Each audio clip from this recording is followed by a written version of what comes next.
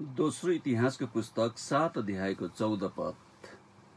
यदि मेरो आफ्नै नाउँ दिएको मेरो प्रजाले आफूलाई नम्र पारेर प्रार्थना गर्छ र मलाई खोजेर आफ्ना दुष्ट चालहरूबाट फर्कन्छ, तब म स्वर्गबाट तिनीहरूको प्रार्थना सुन्नेछु र तिनीहरूका पाप क्षमा गर्नेछु र तिनीहरूको देशलाई म स्वास्थ्य पार्नेछु भनेर परमप्रभु परमेश्वर आफ्नो वचनमा भन्नुहुन्छ।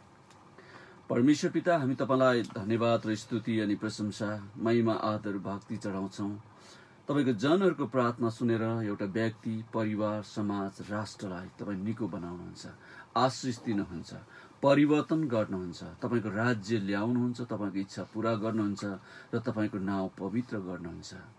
प्रभु, हामी तपाईलाई धन्यवाद दिन्छौँ। आज बिहान कार्यक्रम pray tower good news FM मार्फत हामी तपाईको चरणमा आएका छौँ र सुन्ने श्रोता लगायत हाम्रो आदरणीय पास्टर गुरुबा, प्राविधिक मित्र, म आफैलाई पनि तपाईको हातमा समर्पण गर्छु र तपाईँ परमेश्वरले यो समय लिनुहोस् र यो कार्यक्रमबाट आफ्नो महिमा लिनुहोस् भनेर हामी प्रार्थना गर्छौँ येशू ख्रीष्टको नाममा, आमेन। गुड न्युज एफएम 105.1 मेगाहर्जले ट्युन गर्दै गर्नुभएको साथै कार्यक्रम प्रे टावरको प्रतीक्षामा रहिराख्नु भएका श्रोता अथवा हामीलाई फेसबुक लाइभबाट हेर्नुहुने हाम्रो दर्शकलाई कार्यक्रम प्रे टावरमा हार्दिक स्वागतको साथै जय मसीह। र तपाईँले आफ्नो र आफ्नो साथीहरूको प्रार्थनाको विषय टिपाउनको निम्ति हामीसँग नम्बर रहेको छ 0147700754। स्काइप आइडी रहेको छ गुड न्युज एफएम 105.1 मा तपाईँले प्रार्थनाको विषय टिपाउन सक्नुहुन्छ।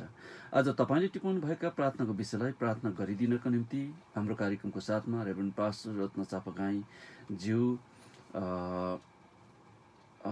हजुरको मण्डली उत्तम करार मण्डली, हजुर पुरा ठेगाना हजुरले बताउनुहोस् त। उत्तम करार मण्डली, कागेश्वरी मनोहरा नगरपालिका, वडा नम्बर 7, गोठाटारको काँडाघारी भन्ने ठाउँमा छ। हजुर काठमाडौँबाट आज हाम्रो कार्यक्रमको साथमा हुनुहुन्छ। उहाँले तपाईँलाई प्रार्थना सम्बन्धी केही कुराहरू बताउनुहुन्छ, साथै उहाँको जीवनमा परमेश्वरले कसरी प्रार्थनाद्वारा काम गर्नुभयो भन्ने कुराहरू पनि बताउनुहुनेछ। धेरै लामो समयदेखि परमेश्वरको राज्यमा एकदम प्रभुले एउटा विश्वास योग्यता साथ विभिन्न दुःख कष्ट विभिन्न समयमा प्रभुले चलाइराख्नु भएको परमेश्वरको दासलाई आज हाम्रो कार्यक्रममा पाउँदाखेरि तपाईँहरू लगायत म पनि आजको सेवा मार्फत आजको कार्यक्रमबाट हामी आशिषित हुनेछौँ। आउनुहोस् उहाँलाई हामी स्वागत गरौँ। पास्टर गुरुबा, तपाईँलाई कार्यक्रम प्रे टावर गुड न्युज एफएममा हार्दिक स्वागत छ। धन्यवाद हजुर। हजुर, र प्रार्थना, हामी प्रार्थना गर्छौँ। हामी एउटा व्यक्तिको निम्ति प्रार्थना गर्छौँ, परिवारको निम्ति प्रार्थना गर्छौँ, समाजको निम्ति प्रार्थना गर्छौँ, राष्ट्रको निम्ति प्रार्थना गर्छौँ र कहिले कहिले हामी प्रार्थना गरिदिन्छौँ नि तपाईँको निम्ति, मेरो निम्ति प्रार्थना गरिदिनुहोस् न भन्छौँ। कहिले कहिले हामी बिर्सिन्छौँ पनि, हुन्छ हुन्छ तपाईँको निम्ति हामी प्रार्थना गर्छौँ भनेर। कतिपटक हामीलाई प्रार्थनाको अर्थ पनि कति लाग्दैन। प्रार्थना गरिदिन्छु, मेरो लागि भोग लागेको छ, अथवा प्रार्थना गरिदिन्छौँ, यहाँ फलान ठाउँमा पुल छैन, भोकमरी लागिरहेछ, मानिसहरू दुःख कष्टमा छन्, प्रार्थना गरिदिन्छु भनेर हामीले भन्दा सुन्दाखेरि सामान्य रूपमा सुनिन्छ। तर भर्खरै हामीले पढेको वचनको खण्ड दोस्रो इतिहासको पुस्तक 7 अध्यायको 14 पदमा परमप्रभु परमेश्वर सोलोमनलाई भन्दै हुनुहुन्छ, मेरो आफ्नै नाउँ दिएको प्रजाले आफैलाई नम्र पारेर दुष्ट चाललाई त्यागेर मलाई खोजेर प्रार्थना गर्छ भनेदेखि म उसको प्रार्थना स्वर्गबाट सुन्नेछु र उसको देशलाई म निको बनाउनेछु अथवा आशिष दिनेछु भनेर उहाँले भन्नुभयो। पास्टर गुरुबा, हजुरले यो भन्नु पर्दाखेरि प्रार्थना के हो? हजुर, प्रश्नको लागि धन्यवाद छ। हजुर, यो प्रार्थना भनेको चाहिँ कुनै असहाय व्यक्तिले कुनै शक्तिशाली शक्तिसँग होइन, त्यो तत्त्वसँग भनौँ, आफ्नो असहाय अवस्थामा गरिने एउटा कि पुकार हुन्छ, कि प्रशंसा हुन्छ, कि माग निवेदन हुन्छ है, यसलाई चाहिँ प्रार्थना भनिन्छ। यो प्रार्थना सुन्ने चाहिँ प्रतिज्ञा परमेश्वरले गर्नुभएको हुनाले सुन्छु भन्नेलाई आफ्ना कुराहरू असहाय अवस्थामा होइन, खुसियालीको अवस्थामा, धन्यवाद दिने अवस्थामा, यो संसारमा मानिसले कसैलाई केही कुराको विषयमा जब नम्र निवेदन चढाउँदाखेरि मान्छेले केही गर्नै नसक्ने अवस्था हुन्छ भने मान्छेले गर्ने अवस्था भए पनि त्यो वातावरण नमिलेको अवस्थामा परमेश्वरसँग नदेख्ने परमेश्वरलाई देखे झैँ गरिकन प्रार्थना गर्यो भने परमेश्वरले सुन्छु म भन्नुभएको छ। त्यसको लागि प्रावधानहरू पनि छन्। त्यो व्यक्ति कस्तो त जो पा त्यसैले ठ्याक्क गर्ने बित्तिकै भइहाल्ने भएदेखि त्यो संसारमा धेरै कुरा हुन्थ्यो होला। तर यो प्रार्थना भन्ने चाहिँ एउटा साह्रै अर्थपूर्ण शब्द हो, अर्थपूर्ण काम हो, रहस्यमय काम हो। यसको लागि चाहिँ परमेश्वरसित के गर्नुपर्छ भन्नु होला भने आफ्ना पाप स्वभावका कामहरू, पाप स्वभाव सबैलाई त्यागेर अनि परमेश्वर हुनुहुन्छ मेरो प्रार्थना सुन्नेवाला भन्ने विश्वास गरेर एउटा इसाई अथवा क्रिस्चियन व्यक्ति जसले ख्रिस्ट येशूलाई मुक्तिदाता र प्रभु भनेर कसैले जब विश्वास गरेको छ भने मात्र अनि यो प्रार्थनाको जवाफ आउँछ भनिकन त्यहाँ अहिले भर्खर हजुरले वचनमा पढ्नुभयो। यही आधारमा तिमीहरूले मेरा कुरा सुन्यौ, मेरा कुरा पालन गर्यौ भने तिमीहरूलाई जे इच्छा छ त्यो माग, म त्यो तिमीहरूको निम्ति गरिदिनेछु भनिकन प्रभु येशूले पनि प्रतिज्ञा गर्नुभएको छ। त्यही आधारमा आफ्ना छोराछोरीहरूलाई परमेश्वरले जब ऊ नम्र निवेदन गर्न आउँछ, आफ्ना पापहरू त्यागेर आउँछ, जब उसले आफ्नो निम्ति भन्दा पनि आफ्नो परिवेश परिस्थिति सहज होस् र मलाई त्यतिकै ठिक हुन्छ, म तपाईँको सच्चा सेवक पनि हुन सक्छु, तपाईँको आज्ञाकारी मान्छे हुन सक्छु भनेर उसले माग्छ, तब परमेश्वरले त्यो प्रार्थना सुन्नुहुन्छ। प्रार्थना भनेको चाहिँ स्वर्गमा परमेश्वर हुनुहुन्छ होइन, अनि स्वर्गमा हुनुभएको परमेश्वरलाई पृथ्वीमा बसेको एउटा असहाय व्यक्तिले कुनै पनि विषयमा नम्र निवेदन गर्यो भने यी प्रावधानहरू पुरा गरिसकेपछि गर्यो भने परमेश्वरले प्रार्थना सुन्नुहुन्छ। एउटा त आज्ञाकारी हुनु पर्यो, अर्को नम्र हुनु पर्यो, अर्को आफ्नो पाप क्षमा पाएको हुनु पर्यो, अर्को प्रभु येशूलाई व्यक्तिगत रूपमा चिनेको हुनु पर्यो, अनि उसको प्रार्थनाको सुनवाई हुन्छ। प्रार्थना भनेको वार्तालाप पनि हो, परमेश्वरसँग कुराकानी पनि हो। प्रार्थना 3-4 थरीको जवाफ आउँछ परमेश्वरबाट, 3टा 4टासम्मको आउन सक्छ। कि पर्खी भन्नुहुन्छ, कि ठिक छ म तँलाई जवाफ दिइहाल्छु भन्नुहुन्छ, कि चाहिँ यो ठिक छैन, यो तैँले मागेको कुराले यो राम्रो हुँदैन भनेर उहाँले नदिन पनि सक्नुहुन्छ। फेरि दोहोऱ्याएर गर्दाखेरि त्यो कुराको पुष्टि हुँदै जानेछ। हजुर पश्यो तपाईँले एकदम महत्त्वपूर्ण कुराहरू हाम्रो श्रोतालाई अथवा हाम्रो दर्शकलाई बताइराख्नु भएको छ। भर्खरै हजुरले भन्नुभयो प्रार्थना भन्ने बित्तिकै चाहिँ यो चाहिँ एउटा कुराकानी हो भनेर, अथवा यसलाई गफ दोहोरो कुराकानी भनेर हजुरले वार्तालाप भनेर भन्नुभयो। अब कुराकानी भन्ने बित्तिकै चाहिँ हामी एकरो भन्दैनौँ। कुनै पनि विषयलाई लिएर हामी परमेश्वरसँग अथवा कुनै पनि व्यक्तिलाई चाहिँ तपाईँले यसो गरिदिनुहोस्, उसो गरिदिनुहोस्, यहाँ गरिदिनुहोस्, त्यहाँ गरिदिनुहोस्, यहाँ गइदिनुहोस्, त्यहाँ गइदिनुहोस्, यहाँ यस्तो भएको छ, त्यहाँ त्यस्तो भएको छ भनेर मात्रै हामी निश्चय पनि भन्दैनौँ। अब कुराकानी भन्ने बित्तिकै त त्यहाँ त दोहोरो कुराकानी हुन्छ। हाम्रो कुराहरू बताउँछौँ अनि फेरि त्यहाँ परमेश्वर कुराहरू पनि सुन्ने कुराहरू हुन्छ। हजुर, तर धेरै पटक हामीले गर्दै गरेको प्रार्थनाको कुराहरू चाहिँ अब परमेश्वर त दाउदले भजन सङ्ग्रह 139मा भन्नुहुन्छ कि तपाईँको उपस्थितिबाट म कहाँ भाग्न सक्छु र तपाईँलाई थाहा नभएको कुरा के छ र तपाईँ चाहिँ सर्वज्ञानी परमेश्वर, सर्वव्यापी परमेश्वर हुनुहुन्छ अनि तपाईँलाई सबै कुरा थाहा छ अनि सबै कुरा देख्नुहुन्छ। तर कहिले कहिले हामी त्यसरी महसुस गरिराखेका हुन्छौँ अथवा त्यसरी प्रस्तुत भइराखेका हुन्छौँ, सायद परमेश्वरलाई यो कुरा चाहिँ थाहा छैन, परमेश्वरले यो कुरा चाहिँ देख्नु भएको छैन, त्यसै कारणले परमेश्वरलाई म केही कुरा भन्नु पर्यो, प्रतिवेदन बुझाउनु पर्यो। प्रभु यहाँ यस्तो भएको छ, त्यहाँ त्यस्तो भएको छ, यहाँ यसरी भएको छ, त्यहाँ त्यसरी भएको छ, मेरो छोराले यसो गरेको छ, मेरो छोरीले त्यसो गरेको छ, मेरो श्रीमतीले यसो गरेको छ, मेरो देशको नेताजीहरूले यसो गर्नुभएको छ, त्यसो गर्नुभएको छ, यहाँ गर्नुभएको छ, त्यहाँ गर्नुभएको छ, यसो ख्रिस्टको नाउँमा आमेन भनेर हामी चाहिँ प्रार्थनालाई सघाउँछौँ। तर हजुरले भर्खरै बताउनु भयो कि प्रार्थना भनेको त दोहोरो गफ हो। कुनै पनि विषयलाई लिएर हामी परमेश्वर कहाँ जान्छौँ भनेदेखि अब परमेश्वरले त्यो विषयमा के भन्दै हुनुहुन्छ भन्ने सुन्ने कुराहरू पनि त महत्त्वपूर्ण रहेछ नि त। तर धेरै पटक त्यसो भएको हामी के आफ्नै जीवनमा, अरू हाम्रो साथी मित्रहरूको जीवनमा त्यस्तो खालको देख्दैनौँ कि हामीले ठिकै छ अब हामीले परमेश्वरलाई भनिहाल्यौँ, परमेश्वरको इच्छा छ भनेदेखि दिनुहुन्छ, इच्छा छैन भनेदेखि दिनुहुन्न, परमेश्वरको इच्छा पुरा भएको होस् भनेर पनि हामी भन्छौँ। तर गफ भन्ने बित्तिकै त त्यहाँ कुनै विषयलाई लिएर हामी परमेश्वरलाई भन्छौँ भने अब परमेश्वरले पनि त्यो विषयमा भन्नुहुन्छ नि त। त्यो कुरा पनि हाम्रो जीवनमा कसो के हो? हामीले बुझेका हौँ कि नबुझेका हौँ कि बुझेर पनि बुझ बचाएका हौँ कि अथवा बुझेर पनि हाम्रो जीवनमा लागू नगरेका हौँ, के हो पश्चिम अलिकति बताउनुहोस्। यो मलाई हजुरले गम्भीर प्रश्न गर्नुभयो यो प्रार्थना सम्बन्धी। किनभने जब मानिसले परमेश्वरसँग प्रार्थना रूपी कुराकानी, वार्तालाप अथवा कन्भर्सेसन भनौँ होइन, त्यो गर्दाखेरिमा अनि तुरुन्त हजुर र मसँगै जस्तो तुरुन्तै प्रश्नोत्तर तुरुन्ती नहुन सक्छ धेरै जसो। किनभने यो अलिकति सापेक्षिक छैन।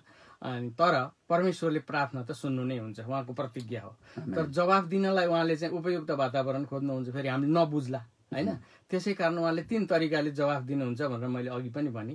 एउटा तरिका चाहिँ केही समयभित्रै त्यो प्रार्थनाको जवाफ आइहाल्छ, त्यो मेरो जीवनमा धेरैचोटि भएको छ। अर्को चाहिँ केही समयपछि आउँछ। अर्को चाहिँ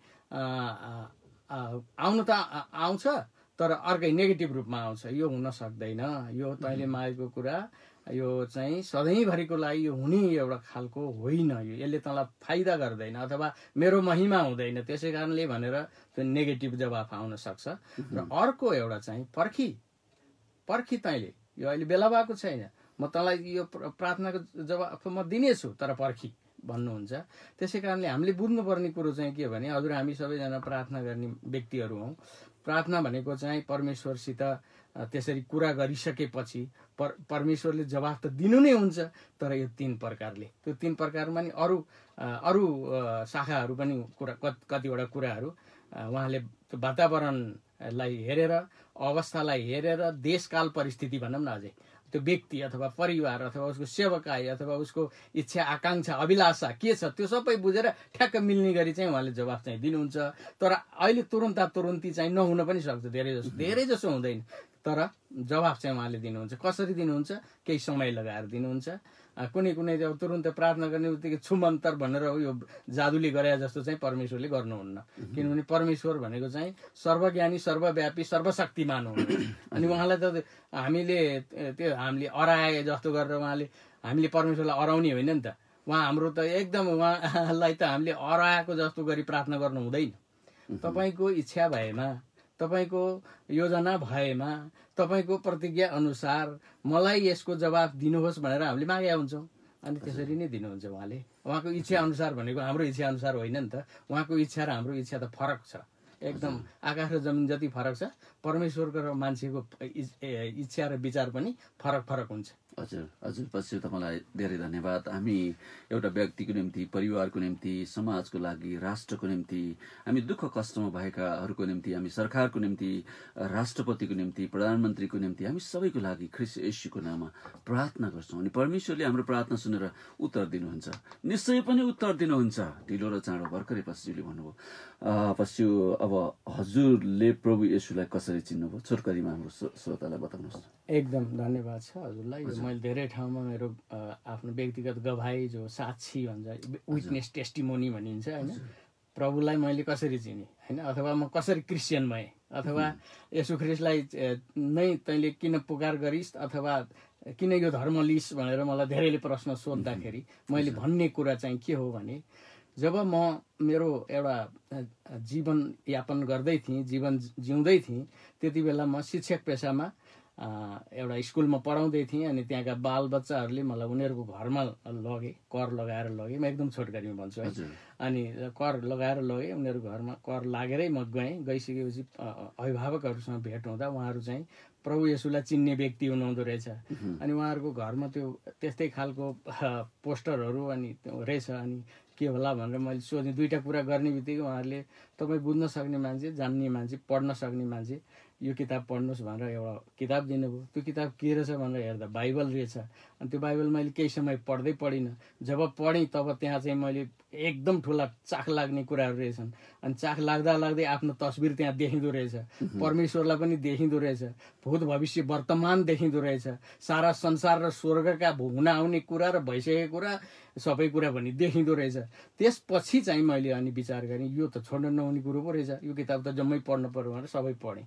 पढिसकेपछि मलाई परमेश्वरको दर्शन आयो कि मलाई मेरो बुवाको रूपमा बितिसक्नु भएको मेरो बुवा 6 वर्ष पहिला बित्नु भएको थियो। अनि बुवा आइसकेपछि उहाँले मलाई बाइबलको माझमा नेपाल भन्ने शब्द लेखेको देखाइदिनु भयो। त्यो बाइबलमा नेपाल भन्ने शब्द टाइप गरेरै त्यो राखेको रहेछ। अनि त्यो देखाइदिनु भयो। अनि यो नेपाल अनि भनेर एउटा कलम पनि दिनुभयो। त्यसपछि बुबा अलप हुनुभयो। म त्यो अर्ध निन्द्रामा थिएँ। त्यो निन्द्रा हुन्छ नि, त्यो निदाइ नसकेको तर निदाउने बेला भएको। त्यस्तो बेलामा आएर त्यो चाहिँ झस्याङ्ग भयो। ओहो मरेको बुवा आउनु सँगै आपसमा कुरा भयो। नेपाल देखाइदिनु भयो बाइबलको माझमा, जबकि नेपाल बाइबलको माझमा नेपाल हुँदैन। अनि ठुलो अक्षर छ फेरि है। त्यसपछि मैले यसको अर्थ के होला भनेर डर लाग्यो मलाई। अनि असाध्यै नै डर लाग्यो। त्यसपछि मैले मनमा तर्कना गरेर ल यो के हो है, मलाई अचम्मको योदेखि मैले भनेर फेरि सुत्ने कोसिस गरेँ। निदाइसकेपछि आवाज के आयो भने नेपाल भन्ने देशमा परमेश्वरको सेवा तैँले गर्नुपर्छ, मैले बोलाएको हो तँलाई मेरो सेवा गर्न। नेपाल भन्ने देशमा मैले तँलाई चुनेको हुँ। त्यही कारणले बाइबल मेरो वचन हो, त्यो वचनको बिचमा मैले नेपाल तँलाई लेखेर देखाइदिया हो भन्ने आवाज आयो। यो के हो यो आवाज, यो बुझ्न गाह्रो भयो। फेरि दोहोऱ्याइ तेह्रै चौराइ यही कुराहरू आयो। आइसकेपछि ल मैले चाहिँ यो बाइबलको सबै रहस्य बुझ्दै जानु पर्यो भन्दाखेरिमा सेवा, सङ्गति, सुसमाचार प्रचार, मान्छेहरूलाई चेलापनको शिक्षा दिने, आफै चेला हुने, आराधना गर्ने, प्रार्थना गर्ने, प्रार्थनाका कुराहरू सुन्ने, परमेश्वरले जवाफ कसरी दिनुहुन्छ त्यो लिने। त्यसरी दैनिक जीवन जिउँदै जाँदाखेरि केही वर्षभित्रमा मलाई परमेश्वरले एउटा चर्च स्थापना गर्नुपर्छ भन्ने खालको दर्शन दिनुभयो। के दर्शन दिनुभयो भने मेरो घरको माथिबाट परमेश्वर येशू प्रभुलाई बलिदान गरिएको क्रुस जो छ त्यो क्रुस चाहिँ नि ठडाएर त्यहाँ त्यो क्रुसको निशानी राखेर त्यो गाउँको माझमा प्रभुको आराधना सेवा गर्ने एउटा मण्डली अथवा चर्च हुनुपर्छ, तैँले त्यसको लागि प्रार्थना गर भन्ने खालको एउटा कुरा आयो मलाई। अनि त्यसपछि म जहिले पनि एकान्तको समयमा घन्टासम्म म प्रभु तपाईँले मण्डली घर अथवा मण्डली बनाउनको लागि आशिष दिनुहोस्। मण्डली बनाउनलाई त मान्छे चाहिन्छ, अनि मान्छे दिनुहोस्, चेलाहरू दिनुहोस्, सुसमाचारमा विश्वास गर्ने व्यक्तिहरू दिनुहोस्, तपाईँको उद्धारको मुक्तिको योजनामा मान्छेहरूलाई लिएर आउनुहोस्। म उनीहरूलाई सिकाउँछु, उनीहरूसँग बसेर आराधना गर्छु। अनि एउटा चर्च घर मेरै घर कोठामा गरौँला भन्ने सुरु थियो। अनि त्यो गर्दै जाँदाखेरि चर्च घर पनि बिस्तारै हुँदै गयो, मण्डली घर भयो। पहिला सुरु कोठैबाट सुरु भयो। अब अहिले एकदम भव्य घर भनौँ, ठुलो घर, गाउँको माझमा ठुलो क्रुस एकदम टाँगेर होइन ठडाएर अनि परमेश्वरको सेवा आराधना गर्दै जाँदाखेरि अब यसरी 30 वर्ष हुन लागिसकेछ। मलाई अहिले अस्ति जस्तो लाग्छ। हजुर आमेन आमेन। अब तपाईँको जीवनमा परमेश्वरले अनगिन्ती प्रार्थनाको उत्तरहरू पनि दिनुभयो, त्यो पनि प्रार्थनाको जवाफ दिनु भइसकेछ। तर पनि तपाईँलाई एकदम मानिसहरूलाई बताउन मन पर्ने कुनै घटनाहरू मध्ये एउटा भन्नुहोस्। जब तपाईँले प्रार्थना गर्नुभयो परमेश्वरले उत्तर दिनुभयो। धेरैवटा छन्, तर अब हाम्रो समय पनि अन्त्यतिर आइसकेका छौँ। एउटा बताउनुहोस्। अब मैले अनगिन्ती भनिहाल्नु भयो। अनगिन्ती प्रार्थनाको जवाफहरू आउँछन् होइन। जब प्रार्थना नै गरिरहन्छ भने त्यसको जवाफ पनि आइरहन्छ क्या। अनि त्यो आइरहँदाखेरि यति उति भन्ने कुरो हुँदैन। अब यो बिरामीहरूलाई प्रार्थना गरेर निको पार्ने भन्ने कुरो चाहिँ त एकदमै सिम्पलै हो। जब कोही बिरामी मसित प्रार्थना गरी माग्न आउँछन् तब मैले के गर्छु त भन्दाखेरि प्रभु येशू ल है अब यो मान्छेको विश्वास गरेर प्रार्थना गर्न आयो, यसलाई यसको विश्वास अनुसार यसलाई तुरुन्तै निको पारिदिनुहोस्, म यही बिन्ती गर्छु किनकि म तपाईँको सेवक हुँ। यति भन्ने बित्तिकै ऊ चङ्गाई भएर मलाई त निको भयो भन्दै आउँछ। यस्तो त कति हो कति। त्यसपछि मैले के विचार गरेका थिएँ भने यो हाम्रो चर्चको विषयलाई म भन्छु हजुरको। त्यो चर्चमा चाहिँ के थियो भन्नु होला भने एउटै किताबमा मेरो घर पनि थियो, त्यो चर्च घर पनि थियो क्या। त्यो चर्च घरमा चाहिँ अब सबैको चन्दा पनि लागेको, कसै विदेशीहरूले, विदेशी भन्नाले विदेशी साथीले पनि वास्ता गर्छ क्या।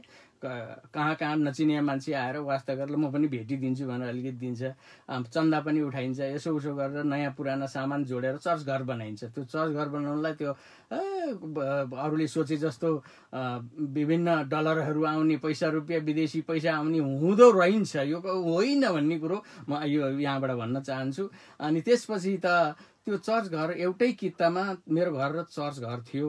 अनि यसमा चाहिँ मानिसहरूले मलाई एउटा कुरो गरे। कस्तो कुरो गरे भने प्रभुलाई चर्च घर बनाउन निम्ति भनेर आफ्नो जग्गा दिया जस्तो छ, आफ्नै नाममा राख्छ, के भन्नु यस्ताको कुरो क्या हो भनेको कुरा गाउँघरमा मलाई विरोधको रूपमा विरोध गरेको कुराहरू मैले सुन्न थालेँ। सुनिसकेपछि यो जग्गा मेरो नाउँमा राख्दिनँ, अब म चाहिँ अब कसरी दिउँ त? अरू मान्छेलाई दिउँ भने ती धुर्त नै हुन्छन्, तिनीहरूले कुनै दिन फेरि दाबी गर्लान्। मान्छे भनेको एकदमै चाँडो हृदय परिवर्तन भएर मन परिवर्तन भएर धोका दिनेतिर जान्छ। तर मैले के गरेर दिउँ त प्रभु भनिकन प्रार्थना गरेँ। प्रार्थना गर्दा चर्च मण्डली दर्ता गर्दा चर्च भनेर दर्ता गर, म तँलाई सहायता गर्छु भन्ने आवाज आयो 2071 सालमा। त्यसपछि लौ त भनेर मैले चाहिँ यो दर्ता गर्ने प्रोसेसमा गएँ र दर्ता भयो, मण्डली भनेर दर्ता भयो, एउटा मण्डली धार्मिक संस्था भनेर दर्ता भयो। अब त्यो जग्गा पनि मैले त्यही मण्डली जो धार्मिक संस्था भनेर दर्ता भयो त्यसैको नाउँमा यो जग्गा पनि दर्ता गरिदिएँ। घर जग्गा त्यो त्यसैमा गइगयो, रजिस्ट्रेसन पास भयो। अब मेरो घर एकापट्टि एक कित्तामा र अर्को कित्तामा चर्च घर भयो। अनि यसको लागि चाहिँ मैले धेरै सङ्घर्ष गर्नु परेको थियो, प्रार्थना गर्नु परेको थियो। आफ्नो अस्तित्व जोगाउनु पनि गाह्रो भइसक्यो। मान्छेहरूले एउटा आफै के हो उसको के थाहा भनेर विश्वासी चर्चभित्रै आउनेहरूले पनि विरोध बोल्न थाले क्या मलाई शत्रु व्यवहार गरेर। मेरो एउटा इन्टिग्रिटी भन्छ कि एउटा भित्रपट्टि सत्यनिष्ठा, मेरो सत्यनिष्ठामा आँच आउने गरिकन मलाई घात गर्न थाले यी चर्चमै आउने व्यक्तिहरूले। अरूले बरु मतलब गर्दैन, तर चर्चहरूले त्यसो गरे। त्यो गरिसकेपछि मैले प्रभुसित प्रार्थना गरेको थिएँ। प्रभुले मलाई भन्नुभयो कि चर्च दर्ता गर, दर्ता भएको चर्च जुन धार्मिक संस्था हुन्छ त्यो संस्थामा तैँले आधी जग्गा त्यसको त्यही घरले चर्चेको जग्गा जति जम्मै त्यो जो आधी हुन्छ त्यो चाहिँ तैँले पास गरिदे भन्ने कुरो आयो जवाब। अनि मैले त्यही अनुसारको ठ्याक्क गरिदिएँ। प्रभुले मलाई सहायता गर्नुभयो, कहीँ बाधा अप्ठ्यारो कहीँ परेन। यसरी त्यो काम भएको चाहिँ मलाई अलि रमाइलो लाग्छ त्यो चाहिँ। अनि अरू त अब माइनर कति छ, कति प्रार्थनाको जवाब चाहिँ प्रभुले मलाई चाहिँ धेरै दिनुहुन्छ। 70% भनौँ न, अहिले मैले प्रार्थना गरिसकेपछि 70% प्रार्थनाको जवाब चाहिँ आउँछ। हजुर, हस्, प्रभुलाई धन्यवाद। अनि तपाईँलाई पनि धेरै धन्यवाद। र श्रोता, हामी यो समय तपाईँलाई एउटा मिठो साथै आशिषमय वचनबाट अझै परमेश्वरको नजिकको महसुस गराउन चाहन्छौँ। र त्यसपछि तपाईँले टिपाउनु भएका प्रार्थनाको विषय लिएर हाम्रो आदरणीय पास्टरज्यूले प्रार्थना गरिदिनुहुन्छ। र यो समय तपाईँलाई एउटा मिठो वचन।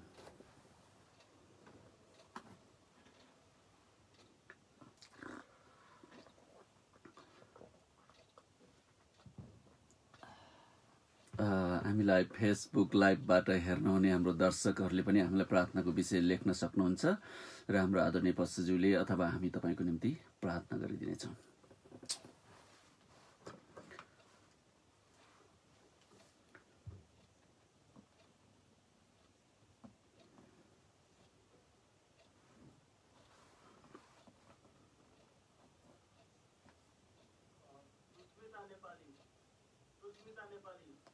सुस्मिता नेपाली,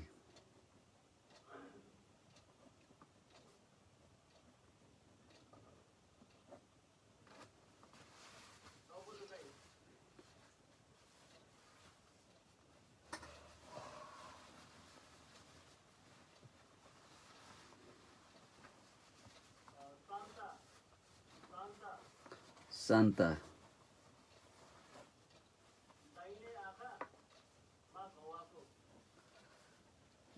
दाहिने आँखामा घाउ आएको,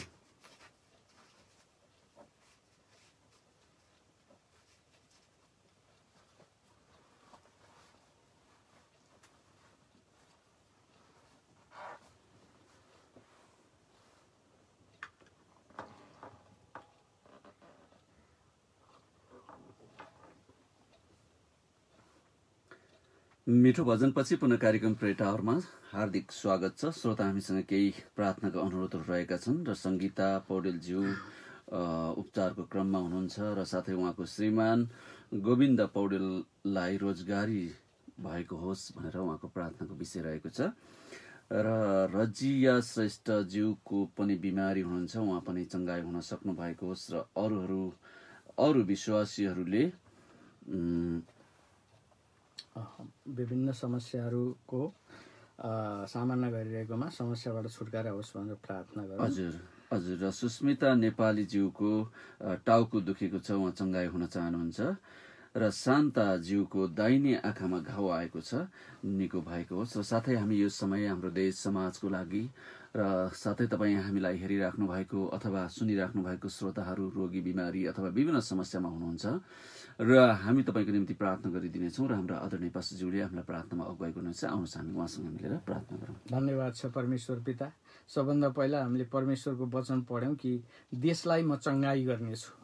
साँच्चै नै हाम्रो देश नेपाललाई पनि तपाईँले चङ्गाई गरिदिनु हुनेछ, हाम्रो देशलाई पनि सुशासन दिनुहुनेछ, हाम्रो देशबाट भ्रष्टाचार र अनेक किसिमका अनैतिकताहरूलाई हटाइदिनु हुनेछ भन्ने कुरामा हामी तपाईँसँग प्रार्थना गर्छौँ। हाम्रो देशका ओ प्रभु शासन प्रशासनमा बस्नेहरू, विभिन्न शासकहरू सबैको लागि हामी प्रार्थना गर्छौँ। देशका जनताहरू सबैलाई तपाईँ परमेश्वरले अमन चैन शान्ति र उनीहरूलाई विकास र उनीहरूलाई साँच्चै नै एउटा नेपाली भएकोमा नेपालीले पाउने सबै किसिमका हक अधिकार उनीहरूलाई लिनलाई कुनै प्रभु दुःख गर्न नपरोस्, तर उनीहरूले त्यो एउटा अधिकारको रूपमा प्राप्त गर्न पाउन् र देशमा आनन्दसित प्रभु कुनै पनि आफ्नो सेवा जे छ काम त्यो गरेर एउटा असल नागरिक भएर जिउन पाउन् भनेर पनि हामी प्रार्थना गर्छौँ।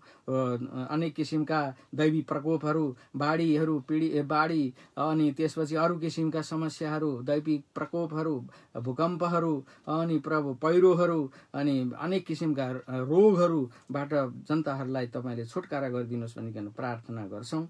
र सबैले परमेश्वरलाई चिन्न सक्नु भएको भएमा उहाँहरूले प्रार्थना गर्न सक्नुहुन्थ्यो, त्यसको लागि पनि हामी प्रार्थना गर्छौँ। र परमेश्वर पिता यो सङ्गीता पौडेल र गोविन्द पौडेल दुईजना श्रीमान श्रीमती उहाँहरूको लागि म प्रार्थना गर्छु।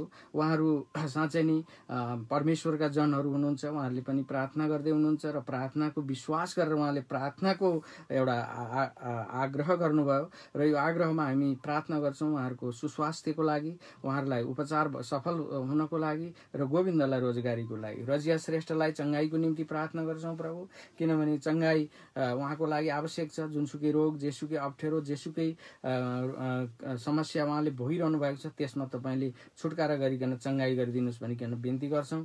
सुस्मिता नेपालीको टाउको दुखेको छ प्रभु, टाउको के कारणले दुख्यो, कति लामो समयको हो कि छोटो समयको हो कि कस्तो खालको टाउको दुखाइ हो, यसलाई तपाईँको पवित्र नाममा हामी प्रभु निको भइगएको होस् भनिकन प्रार्थना गर्छौँ। फेरि हामी शान्ताजीको लागि प्रार्थना गर्छौँ जसको दाहिने आँखामा घाउ आएको छ। के घाउ हो त्यो प्रभु, जुनसुकै घाउ भए पनि तपाईँ परमेश्वरले तपाईँको नामद्वारा उहाँको घाउ निको पारिदिनुहोस् र आँखालाई दुरुस्त देख्न सक्ने सजिलो नर्मल बनाइदिनुहोस् भनिकन हामी प्रार्थना गर्छौँ। प्रभु हामी प्रार्थना गर्नलाई तपाईँको अगाडि आएका छौँ अनि हाम्रो प्रार्थना तपाईँले सुन्नुभएको छ भनेर हामीले प्रार्थना राखिसकेका छौँ। अब यसको जवाफ दिने तपाईँले हो अनि तपाईँको जवाफ पर्खेर बसेका छौँ प्रभु। तपाईँको इच्छा पुरा होस्, तपाईँको महिमा होस् भनिकन बिन्ती गर्दछौँ येशू प्रभुको नाउँमा, आमेन। श्रोता, हामी कार्यक्रमको अन्ततिर आइसकेका छौँ र आजको कार्यक्रमबाट परमेश्वरले तपाईँलाई आशीर्वाद दिनुभएको छ र हामी विशेष प्रभु येशूलाई धन्यवाद दिन्छौँ। र आजको कार्यक्रमको साथमा हुनुहुन्थ्यो रेभरेन्ड पास्टर रत्न चापागाईज्यू, उत्तम करार मण्डली काँडाघारी काठमाडौँबाट, र उहाँलाई पनि हामी विशेष धन्यवाद दिन्छौँ। जहाँ प्राविधिक मित्र राजलाई पनि धन्यवाद दिन्छौँ, अहिलेसम्म कार्यक्रम सुनेर हेरेर हामीलाई साथ दिनुभयो। प्रभुले तपाईँलाई आशीर्वाद दिनुभएको होस् र आजको दिन तपाईँको आशिषमय रहेको होस्। र सुन्दै गर्नुहोस् good news FM 105.1 megahertz radio तरङ्ग। जय मसीह।